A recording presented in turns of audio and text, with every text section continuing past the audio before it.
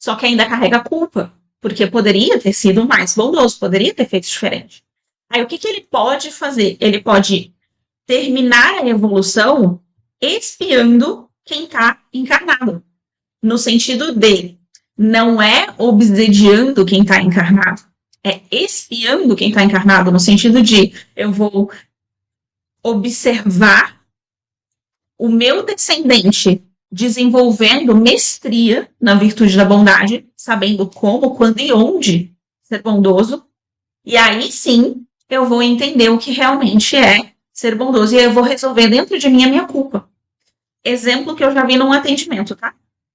Eu tô desenhando aqui o avô paterno justamente porque foi um exemplo real que eu vi num atendimento. Essa pessoa aqui, o que está encarnado, é uma pessoa que é uma terapeuta. E ela estava cheia de crenças e recebendo também de outros aspas, né, médiums, recebendo de outros terapeutas que ela deveria atender gratuitamente. E estava recebendo já em lugares que ela frequentava e tal, que ela deveria atender gratuitamente. E aí ela veio passar uma sessão comigo para entender, porque ela não concordava com isso, que ela deveria continuar atendendo as outras pessoas gratuitamente, indiscriminadamente. E aí, quando eu entrei no campo dela, primeira coisa que eu percebi, o avô paterno trazendo esse aspecto de eu preciso desenvolver a bondade. Só que ela também precisa. Então, percebe como? Tem até a pergunta aqui. Será que é um problema de ancestrais? Então, é um problema dos nossos ancestrais? Também. Só que não é só um problema dos nossos ancestrais. Se isso está na gente, é porque também existe o mesmo aprendizado em nós. Da mesma forma que esse avô paterno precisava desenvolver bondade, essa pessoa que estava encarnada, essa terapeuta, também precisava. Então, é por isso que estava ali encostado um no outro, né? Não é por acaso, não é assim, você é o menor e você vai ter que carregar o peso agora, porque agora você é a bola da vez. Agora você carrega o sofrimento dos aprendizados que nós não tivemos. Não é isso. Os nossos ancestrais, eles estão aprendendo junto e não empurrando o aprendizado para frente. E aí, nesse caso, esse avô paterno, ele poderia ter ajudado outras pessoas e acabou escolhendo não ajudar e se sentia culpado por isso. Então, ele queria que essa pessoa aqui, que estava encarnada, essa terapeuta, resolvesse isso. No sentido de, faça mais caridade, entenda o que realmente é ter bondade. Só que qual que era o ponto da bondade que essa terapeuta precisava aprender para libertar esse avô paterno também? Libertar no sentido dele poder voltar para casa, dele poder evoluir para o plano acima.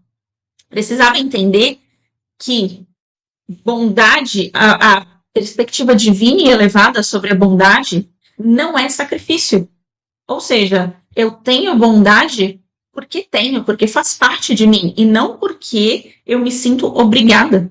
E não porque eu sou um sacrifício, não porque é o que eu tenho que fazer para que Deus me ame. Era isso que ela precisava entender.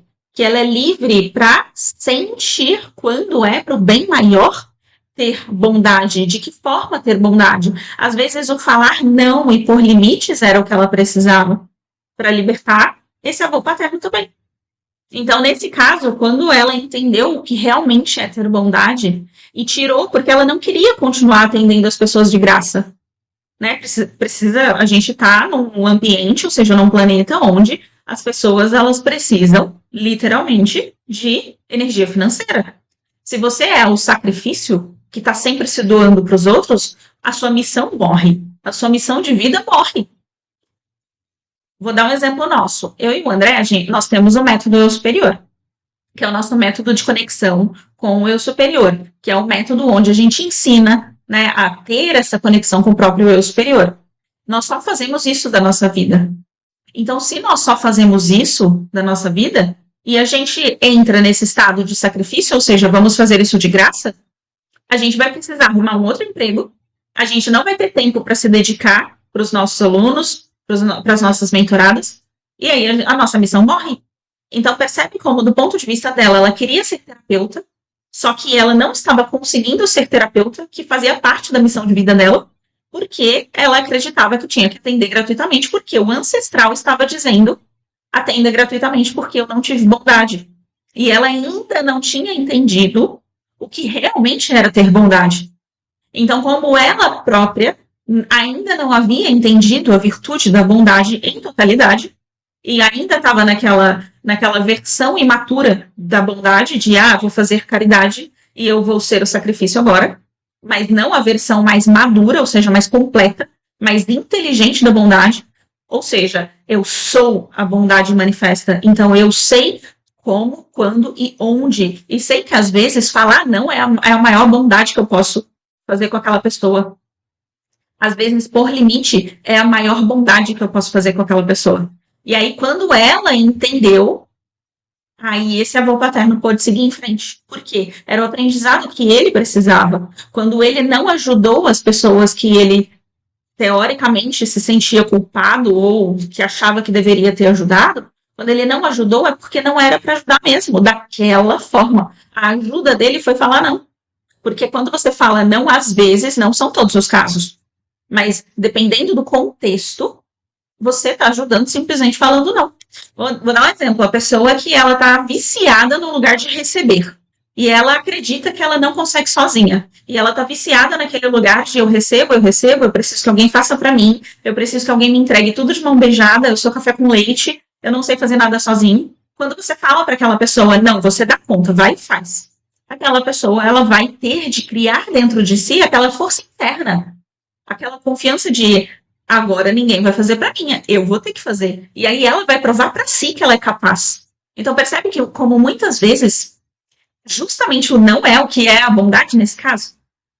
Então estou trazendo esse exemplo real aqui que aconteceu comigo num atendimento em que essa pessoa ela estava sendo, abre aspas, espiada por um próprio ancestral que estava dizendo coisas para ela que não era aquilo que ela sentia que era correto.